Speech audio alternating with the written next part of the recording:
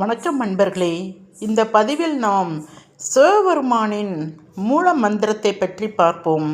இந்த சிவபெருமான் மூல மந்திரத்தை நாம் தினம்தோறும் காலையில் 11 முறை உச்சரிப்பதன் மூலம் நம் மனதில் உள்ள கெட்ட எண்ணங்கள் அகலும், நமக்கு பிடித்த ஆட்டங்களும் குரோதம், கோபம் போன்ற தீய குணங்கள் விலகும், பல நன்மைகள் நமக்கு உண்டாகும்.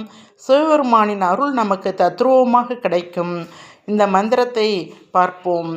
ஓம் ஓம்கார நமச்சிவாயா, ஓம் நகராய நமச்சிவாயா, ஓம் மகாராய நமச்சிவாயா, ஓம் சிகாராய நமச்சிவாயா, ஓம் வகாராய நமச்சிவாயா, ஓம் யகாராய நமச்சிவாயா, ஓம் நம ஸ்ரீ குருதேவ